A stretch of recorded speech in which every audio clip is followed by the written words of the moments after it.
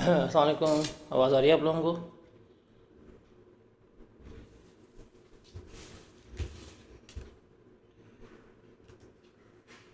मैंने मुझे बता दें, आवाज़ स्क्रीन सब क्लियर है? आज बहुत देर हो गई है because I was doing some work. ये जगह गया हुआ था, बहुत देर हो गई है आज। मुझे बता दें, आवाज़ स्क्रीन सब क्लियर है? टाइम भी शॉर्ट है लेकिन लेक्चर लाजमी लेना है हमने।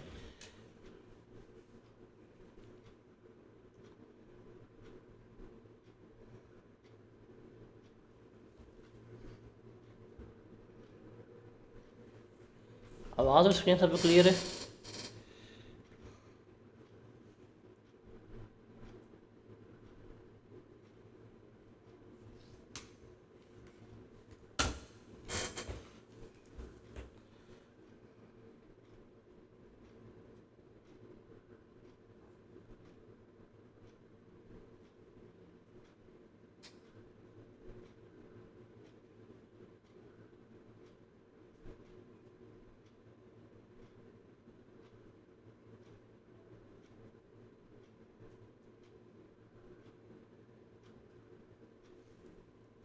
मुझे बता दें, आवाज़ और स्क्रीन सब क्लियर है? टाइम नहीं है, लेट हो गए हैं मेरे आगे, फिर एक्सप्रेस बैच की भी क्लास है। मुझे काम था, मैं निकला हुआ था और मम्मी मैंने शॉर्ट कराई है आज। आवाज़ और स्क्रीन सब क्लियर है? मुझे बता देंगे आप लोग। अच्छा जी, आगे चलते हैं, स्टार्ट करते हैं। टाइम हमारे पास शॉर्ट है, आज सिर्फ 20-25 मिनट का लेक्चर ही हो पाएगा। लेके लेते हैं, स्टार्ट करते हैं। आ, अब ज़रा हमने न्यूमेरिकल की तरफ मूव करना है। न्यूमेरिकल का फॉर्मेट जो है वो हमने देखना है, उसको ज़रा हमने यहाँ पे अंडरस्टैंड करना है, समझना है हमने। तो बेसिकली हमारे 4 हेड्स ऑफ इनकम जो हैं वो कंप्लीट हो चुके हुए हैं। हमें समझ लग गई है कि सैलरी किस तरह कैलकुलेट होती है, प्रॉपर्टी किस तरह कैलकुलेट होती है, अदर सोर्स किस तरह कैलकुलेट होता है, सारा कुछ हमने कंप्लीट कर लिया हुआ है। अब इन 4 हेड्स ऑफ इनकम में से हमारा अमूमी तौर के ऊपर क्या होता है, पेपर में न्यूमेरिकल जो है वो आ रहा होता है और 15 मार्क्स का न्यूमेरिकल जो है वो हमारा उसने पेपर में गिवन किया होता है। अब इस न्यूमेरिकल का फॉर्मेट और साथ हमने रिबेट्स वगैरह को इंटीग्रेट करके इसको ख़त्म करना है। तो जब हम न्यूमेरिकल सॉल्व करते हैं तो न्यूमेरिकल सॉल्व करते हुए हम स्टार्ट में यहाँ पे लिखते हैं कि जी उस बंदे का नाम क्या था, मिस्टर नेम जो है वो यहाँ पे आ जाएगा जिसके बारे में हम कैलकुलेशन जो है वो कर रहे हैं। फिर हम बताते हैं वो कौन है कि जी जिसके बारे में हम कैलकुलेशन कर रहे हैं, क्या वो इंडिविजुअल है, एओपी है, कंपनी है या गवर्नमेंट है। एओपी की और कंपनी की और गवर्नमेंट के टैक्सेशन हमारे सिलेबस का पार्ट नहीं है, इसलिए वो हमें देखना नहीं पड़ता। हम यहाँ पे इंडिविजुअल और एओपी की बात ही कर रहे होते हैं। देन हम डिस्कस करते हैं कि वो बंदा रेजिडेंट है कि नॉन रेजिडेंट है, उसके ऊपर आ जाते हैं। फिर हम लेते हैं कि हमारे पास टैक्स ईयर कौन सा है, हम उसकी बात करते हैं। अब टैक्स ईयर अमूमन हमारे पास जो सवाल में गिवन होगा वही हम यहाँ पे लेके चल रहे होंगे। तो सवाल में टैक्स ईयर होगा हमारे पास 2024, वो हम यहाँ पे लिख देंगे। ये चीज़ जो बेसिकली है ना, ये वाली चीज़, इसको हम कहते हैं, ये क्या है मेरी, ये टैक्स पेयर की प्रोफाइल है जो हम यहाँ पे बना रहे हैं। और ये जब हम चैप्टर नंबर 1 पढ़ा था बेसिक्स वाला, उसमें हम पढ़ के आए थे कि इंडिविजुअल क्या होता है, रेजिडेंट क्या होता है, टैक्स पेयर क्या होता है। ये सारा कुछ जो है वो हमने वहाँ पे तफसील में डिस्कस जो है वो किया हुआ था। अब जब आप न्यूमेरिकल स्टार्ट करेंगे, जो न्यूमेरिकल की रिक्वायरमेंट होगी वो आपने यहाँ पे लिखनी होती है। अब अगर आप न्यूमेरिकल देखेंगे तो न्यूमेरिकल की जो रिक्वायरमेंट आ रही होती है वो है जी computation of total income, taxable income, tax liability और टैक्स पेएबल जो है वो हमसे मांग रहा होता है। अगर आप आगे बात करें, मतलब आप अगर न्यूमेरिकल्स की रिक्वायरमेंट देखें तो न्यूमेरिकल्स की रिक्वायरमेंट में 4 चीज़ें जो हैं वो एग्जामिनर भाई साहब जो हैं मांग रहे होते हैं। एक होता है जिसे हम कहते हैं कि ये हमारा क्या है, टोटल इनकम है, वो हमने बतानी है क्या है। दूसरे एग्जामिनर भाई साहब जो हैं वो हमसे मांग रहे होते हैं, उसे हम कहते हैं टैक्सेबल इनकम, वो क्या होती है उसके बारे में हमने बताना होता है।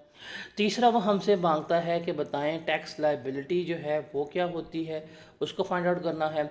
और चौथा हमने जो है वो क्या बताना होता है, ये कितना मुझे टैक्स पेएबल जो है वो कैलकुलेट करना पड़ेगा। ये 4 चीज़ें जो हैं एग्जामिनर भाई साहब जो हैं वो पेपर में क्या कर रहे होते हैं, आपसे पूछ रहे होते हैं। तो ये चारों चीज़ें हमने न्यूमेरिकल में बड़े वाजिया तौर के ऊपर कैलकुलेट करके देनी होती हैं। अगर हम न्यूमेरिकल में इनको वाजिया तौर के ऊपर कैलकुलेट नहीं करेंगे, मुझे मार्क्स नहीं मिलेंगे। अगर उसने मुझे कहा है टोटल इनकम बताओ, मैं टोटल इनकम नहीं बताता। उसने मुझे कहा है टैक्सेबल इनकम बताओ, मैं टैक्सेबल इनकम नहीं बताता। अगर मैं वाज़िया तौर के ऊपर नहीं बताऊंगा तो मुझे मार्क्स नहीं मिलेंगे। तो मुझे टोटल इनकम, टैक्सेबल इनकम, सब कुछ जो है वो क्या करना पड़ेगा, बड़ा वाज़िया तौर के ऊपर कैलकुलेट करके देना पड़ेगा। तो इसी पे हम चलेंगे और हम अपना न्यूमेरिकल का फॉर्मेट जो है वो डिज़ाइन करते हैं। ये आपको जिस फॉर्मेट पे करवा रहा हूँ, बेसिकली यही फॉर्मेट हमारा रिटर्न्स का होता है। इसी वे में हम अपनी क्या कर रहे होते हैं, रिटर्न्स जो है फाइल कर रहे होते हैं। तो पेपर में जब आपने लिखना है तो आपने एक एक लाइन छोड़ के लिखना है। हमारे पास क्या आ जाएगा, जो रिक्वायरमेंट होगी अब वो लिख लेंगे, डैट इज़ कंप्यूटेशन या कैलकुलेशन ऑफ टैक्सेबल इनकम। जो उसने आपसे पूछा होगा आपने उसको वही क्या करना है, यहाँ पर कैलकुलेट करके बताना है। यहाँ पे आपने दो कॉलम्स में बनाना है अपना न्यूमेरिकल फॉर्मेट, और रुपीज़ जो हैं वो लिखने हैं, इन थाउजेंड है, इन मिलियंस है, वो आपने यहाँ पे क्या करना है, बड़ा उसको एक्टिव उसको मेंशन करना है कहाँ पे है और कहाँ पे नहीं है। अब यहाँ पे हम अपने हेड्स ऑफ इनकम जो है वो कैलकुलेट करके आ चुके हुए हैं। सबसे पहले हम यहाँ पे कैलकुलेट करते हैं इनकम फ्रॉम सैलरी। आप इसकी तफसील में देख के आ चुके हुए कैसे है कैसे नहीं। आप एक वर्किंग बना के न्यूमेरिकल जब करेंगे सिखाऊंगा, वर्किंग बना के आप क्या कर सकते हैं, सैलरी अपनी कैलकुलेट कर सकते हैं। उसके बाद एक लाइन छोड़ें, अगला हेड ऑफ इनकम दें जिसे हम क्या कहते हैं, इनकम फ्रॉम प्रॉपर्टी कह रहे होते हैं। वो हम क्या करते हैं, शो कर रहे होते हैं। आप वर्किंग बनाएं, प्रॉपर्टी कैलकुलेट करें, कैसे है सिखा दूंगा आपको। थर्ड हमारे पास क्या आता है, that is income from capital gains. हमने बहुत तफसील में देखा है कैपिटल गेंस क्या होता है क्या नहीं होता, हमने बहुत तफसील में डिस्कस की है। उसके बाद हमारे पास आ जाएगा जी income from business. Income from business में से सेपरेट न्यूमेरिकल आता है, लेकिन हमारे पास 5 हेड्स ऑफ इनकम तो है, हमने यहाँ पे इनकम फ्रॉम बिजनेस लिखना होता है। और एंड पे मेरे पास क्या आ जाएगा, इनकम फ्रॉम अदर सोर्स जो है वो मैंने यहाँ पे क्या करना होगा, मेंशन करना होगा। इनकम फ्रॉम अदर सोर्स मेरे पास आ जाएगा। ये 5 हेड्स ऑफ इनकम है। आप इनको प्रॉपर कैलकुलेट करेंगे, जो वैल्यूज़ आएंगी आप वो यहाँ पे लाके क्या कर देंगे, आप उनको यहाँ पे लाकर प्लेस कर देंगे। अब इनकम सैलरी आपने कैलकुलेट की, टोटल सारे रूल्स आपने पढ़ लिए हैं, सैलरी किस तरह कैलकुलेट होनी है यहाँ पे लाके लिखेंगे। इनकम फ्रॉम प्रॉपर्टी कैलकुलेट की है, कैसे आपका आरसीटी आएगा, कैसे उसमें से हम एक्सपेंडिचर्स लेस करवाएंगे, कैसे आपकी नेट इनकम आएगी, वो हमने यहाँ पे क्या किया हुआ है, वो हमने यहाँ पे लाके सारे सारा यहाँ पर लिख लेंगे। फिर इनकम फ्रॉम कैपिटल गेंस जो है वो हमारे पास यहाँ पे आ जाएगी 37, 38, 37A, और इमूवेबल प्रॉपर्टी जो है वो यहाँ पे आ जाएगी। इनकम फ्रॉम बिजनेस आ जाएगी, और इनकम फ्रॉम अदर सोर्स जो है वो भी हमारे पास यहाँ पे आ जाएगी। इन पांचों इनकम को जब हम जमा करेंगे तो ये जो मेरे पास जवाब आएगा, इसको हम क्या कहेंगे, इसको हम टोटल इनकम कहेंगे। ये जो पांचों हेड्स ऑफ इनकम को जमा करेंगे तो मेरे पास जवाब आएगा, इसे हम क्या कहेंगे, टोटल इनकम। पहली हमारी रिक्वायरमेंट जो होती है न्यूमेरिकल में वो क्या होती है, टोटल इनकम कैलकुलेट करना होती है। देखिए अगर आप टोटल इनकम कैलकुलेट नहीं करेंगे आपके मार्क्स जो हैं वो लूज हो जाएंगे।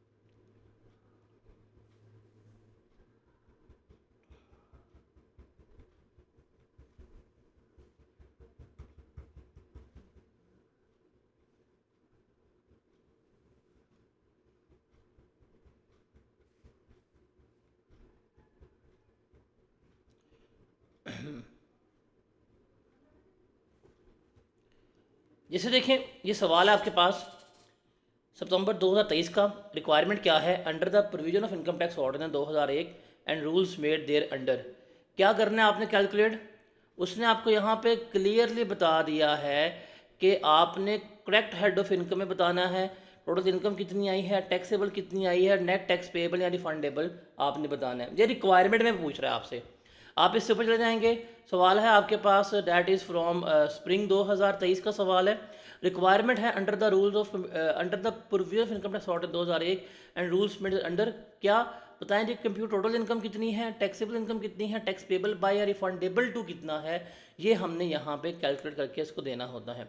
तो बेसिकली ये हमारी एग्ज़ाम रिक्वायरमेंट है। हमने क्या करना है, हमने टोटल इनकम जो है वो सेपरेटली शो करनी है, बताएं कितनी होगी।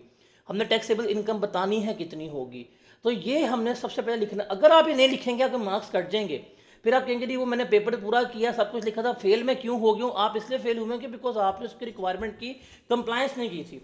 तो रिक्वायरमेंट की कंप्लायंस करना जो है वो बड़ा आपके लिए इंपॉर्टेंट है। तो आपके पास क्या आएगा, जब आप पांचों हेड्स ऑफ इनकम को लिखेंगे, इनको जमा कर लेंगे, तो आपके पास क्या आएगा? टोटल इनकम आ रहा होगा।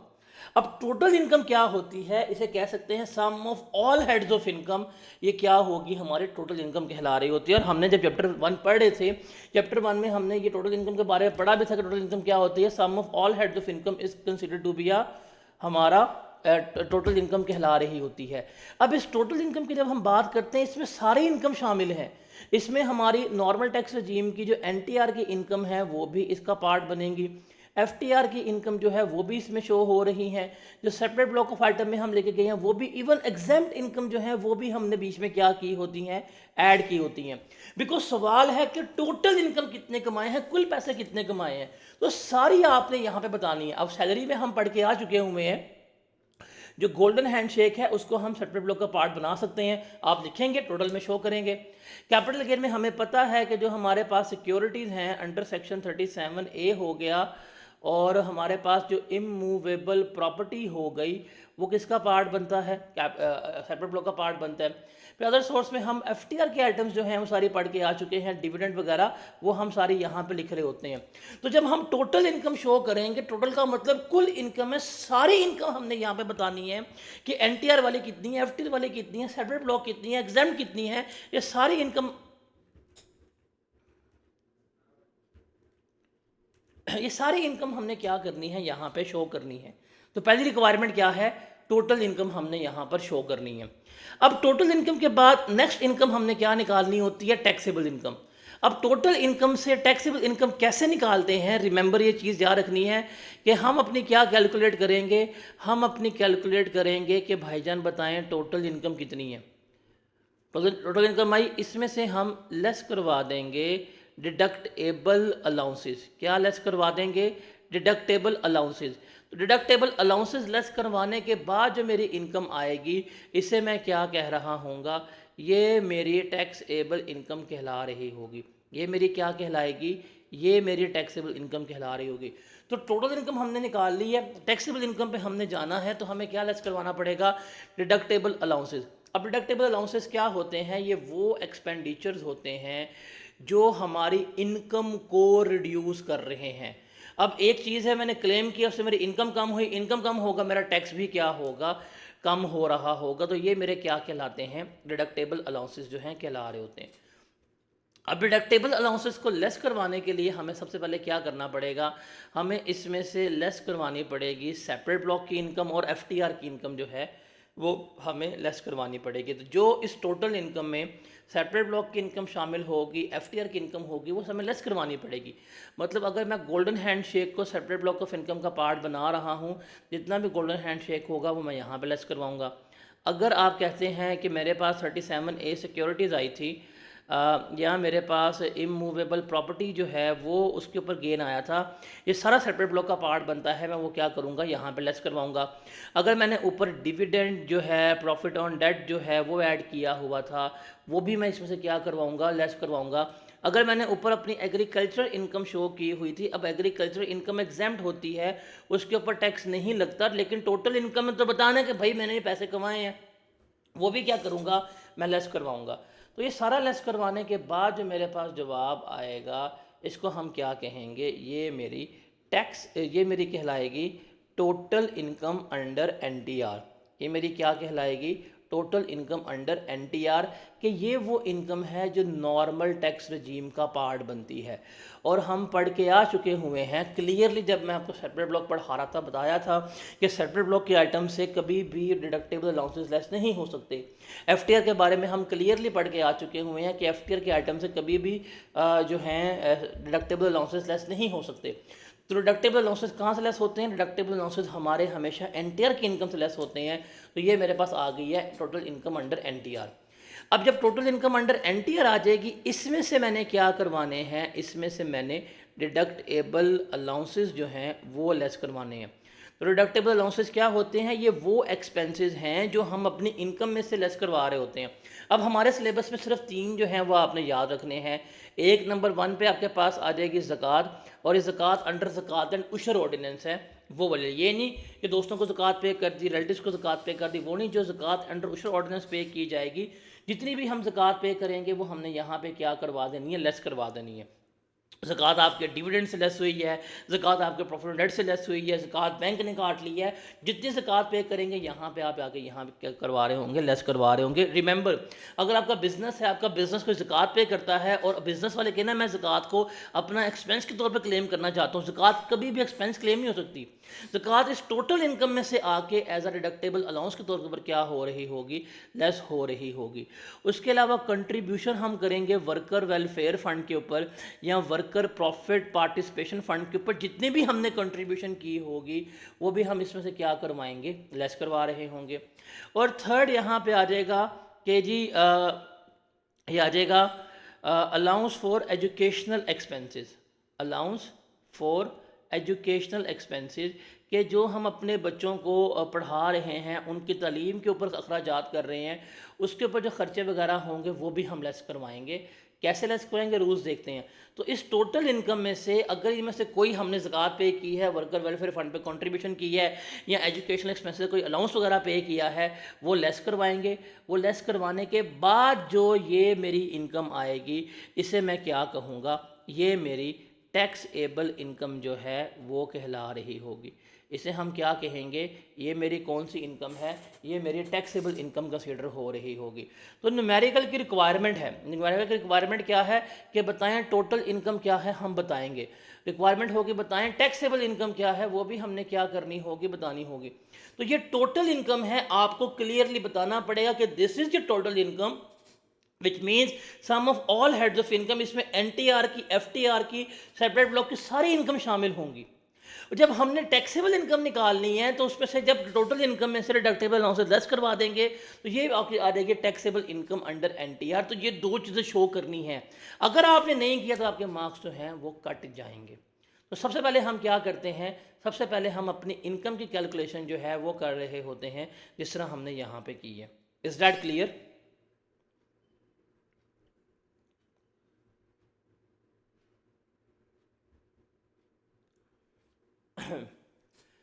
अब जब टैक्स निकाल देते हैं ना, अच्छा 90% अवाम जो है, स्टूडेंट जो हैं, उनको इनकम की कैलकुलेशन में कभी भी मसला नहीं होता।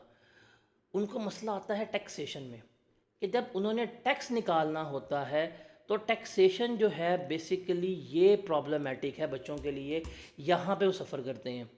अब जब आपने इनकम निकाल ली है ना, अब टैक्सेशन की बारी आएगी, और टैक्सेशन कोई मुश्किल चीज़ नहीं है।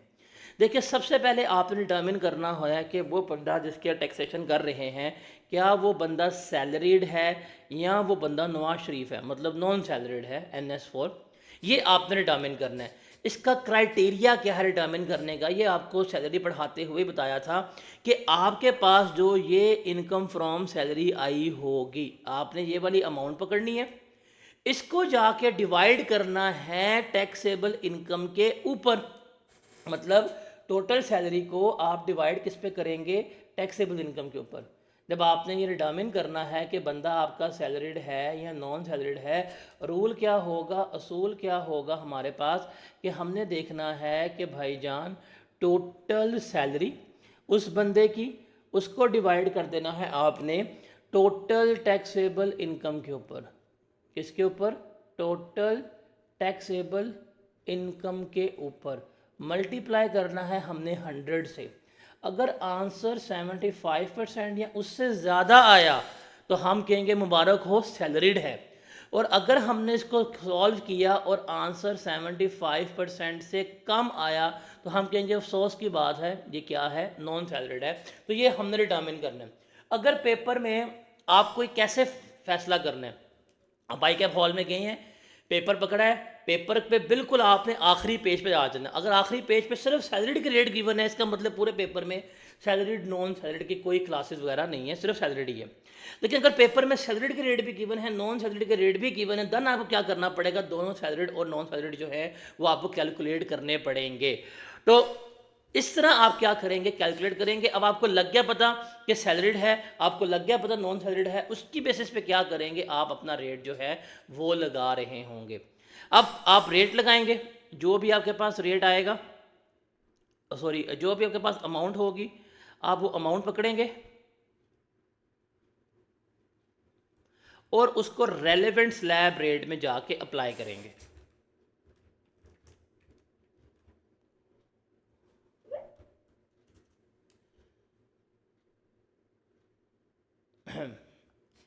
अब रेलेवेंट स्लैब रेट्स ये हैं हमारे पास, ये स्लैब रेट्स हैं, हर साल चेंज होते रहते हैं।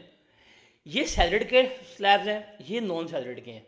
आपने देख रहे हैं कि जो आपने टोटल टैक्सेबल इनकम कैलकुलेट की हुई है वो किस स्लैब में फॉल कर रहे हैं, जो हमने सैलरी में कैलकुलेट करना सीखा भी था। वो जिस स्लैब में फॉल कर रहे होंगे आप उस स्लैब से पकड़ेंगे, रेट लगाएंगे और आपके पास क्या आ जाएगी, ये एक टैक्स लाइबिलिटी जो है वो आ रही होगी।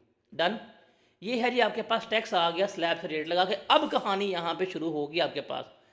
आप सबसे पहले लेस करवाएंगे, अगर वो बंदा एलिजिबल है फुल टाइम टीचर अलाउंस के लिए तो आप क्या लेस करवाएंगे, फुल टाइम टीचर अलाउंस या फुल टाइम जो रिसर्चर अलाउंस होगा वो आप लेस करवाएंगे। और इसका फॉर्मूला क्या होता है कैलकुलेट करने का भी हम सीखेंगे कि हम उस फुल टाइम टीचर की या रिसर्चर की सैलरी का 25% लेंगे टैक्स का, वो यहाँ पे लेस करवा देंगे। ये लेस करवाने के बाद टोटल टैक्स लायबिलिटी से लेस करवाएंगे, आपके पास कोई जवाब जो है वो आ जाएगा। अब इस जवाब में से हम क्या करेंगे, हम लेस करवाएंगे फॉरेन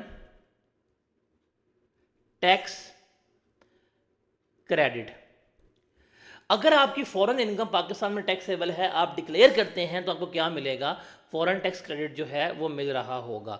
अब इसको क्लेम करने का असूल क्या होगा, वो असूल होता है कि हमने फॉरेन में कितना टैक्स पे किया है, actual tax paid in foreign country, और हम लेंगे average tax on that income. इसका फॉर्मूला होगा A divided by B multiply by सी।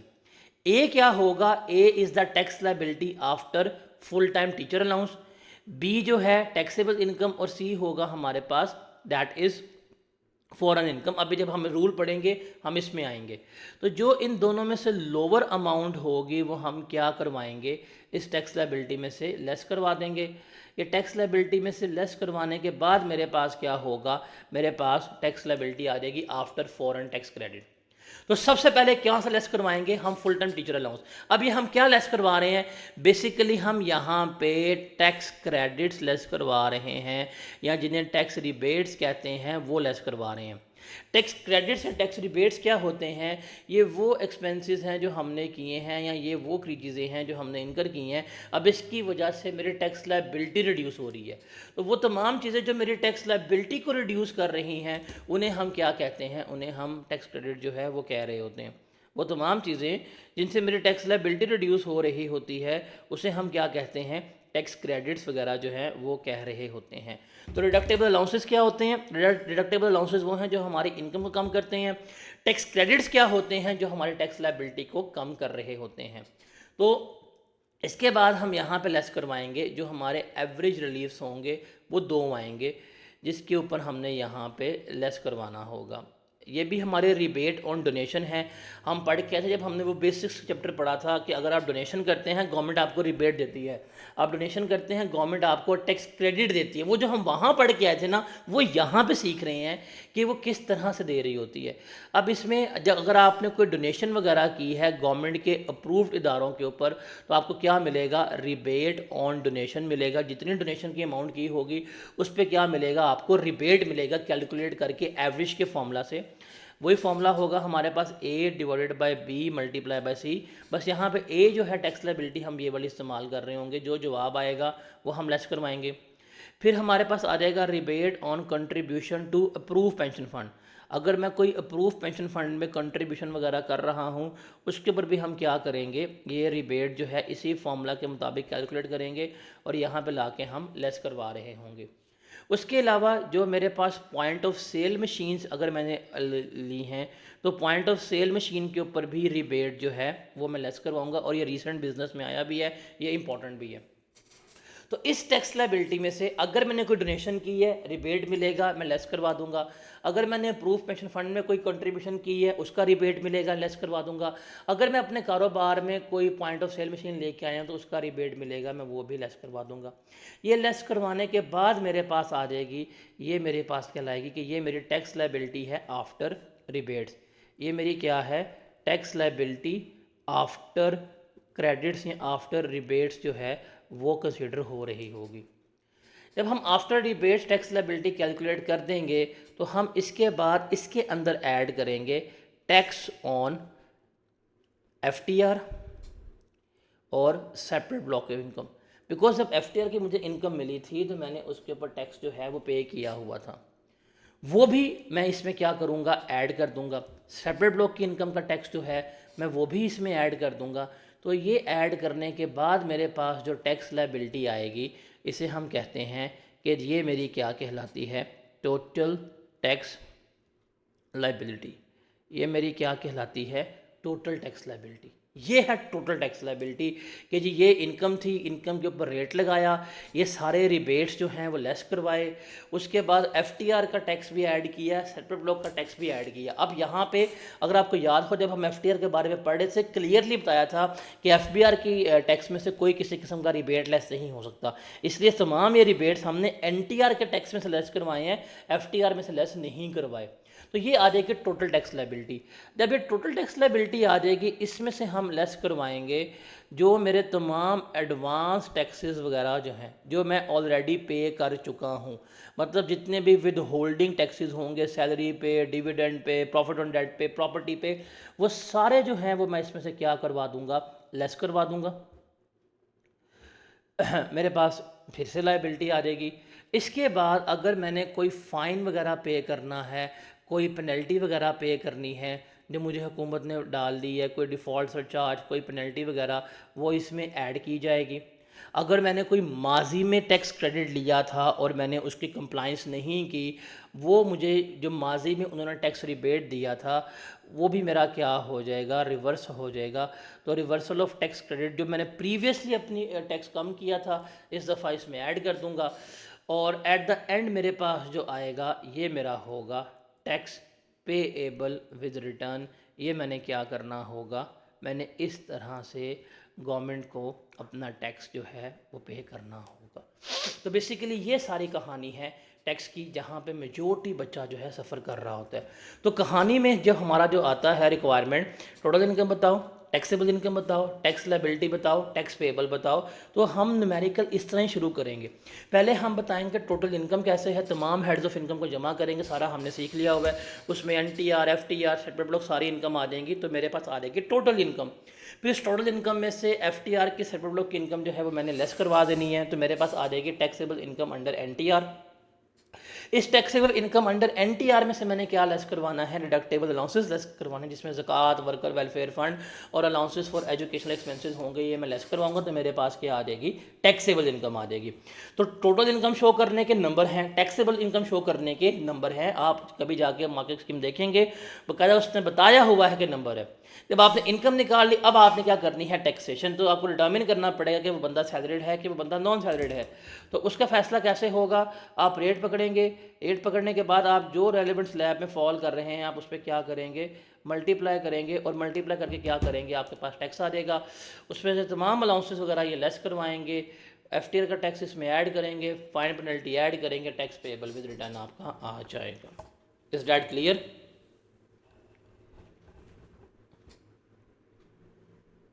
कल हम यहाँ से ऑनवर्ड इसको तफसीलन लेके चलते हैं और हर एक रूल्स को जो है डिस्कस आउट कर रहे होंगे। मिलते हैं इंशाल्लाह कल। अल्लाह हाफिज़।